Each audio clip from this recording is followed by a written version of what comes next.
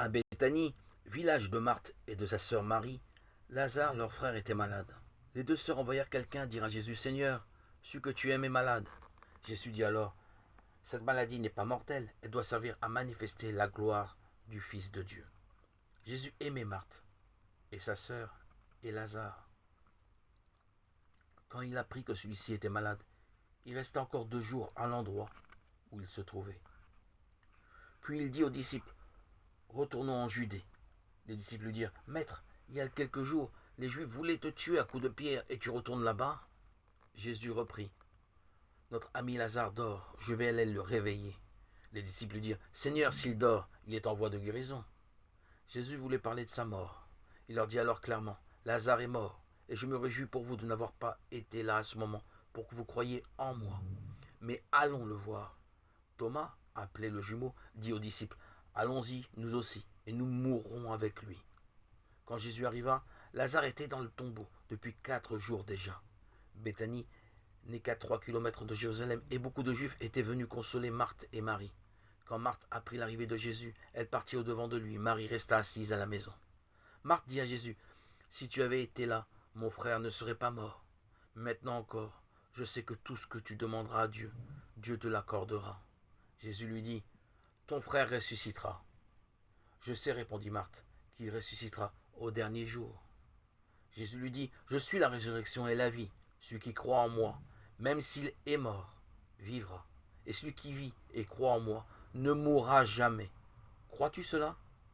Oui, Seigneur, répondit Marthe. Je crois que tu es le Christ, le Fils de Dieu, celui qui doit venir dans le monde. Après avoir ainsi parlé, Marthe s'en alla chercher sa sœur Marie. Elle lui dit à l'oreille, le maître est là, il t'appelle. À ces mots, Marie se leva en hâte et se dirigea vers lui. Il n'était pas encore entré dans le village et se trouvait toujours à l'endroit où Marthe l'avait rencontré. Quand les Juifs qui étaient dans la maison et la consolaient virent Marie se lever en hâte et sortir, ils la suivirent, pensant qu'elle allait au tombeau pour pleurer. Dès qu'elle aperçut Jésus, Marie se jeta à ses pieds et lui dit, Seigneur, si tu avais été là, mon frère ne serait pas mort. Quand il la vit pleurer, et avec elle les Juifs qui l'accompagnaient, Jésus fut tout troublé. Sous le coup de l'émotion, il demanda, où l'avez-vous mis? Ils lui dirent, Seigneur, viens voir. Jésus pleura. Les Juifs dirent alors, comme il l'aimait. Mais quelques-uns d'entre eux remarquèrent, ne pouvait-il empêcher cet homme de mourir, lui qui a ouvert les yeux de l'aveugle? Le cœur de nouveau troublé, Jésus se rend au tombeau. C'était une grotte fermée par une pierre. Jésus dit enlevez la pierre. Marthe lui dit, Seigneur, il doit sentir déjà, c'est le 4e jour. Ne t'ai-je pas dit, reprit Jésus, que si tu crois, tu verras la gloire de Dieu. On retire la pierre, Jésus lève alors les yeux et dit, Père, je te rends grâce d'avoir exaucé ma prière, je sais bien que tu m'exauces toujours. Mais si je parle, c'est pour tous ces gens qui m'entourent, pour qu'ils croient que c'est toi qui m'as envoyé. Cela dit, il cria d'une voix forte, Lazare, sors.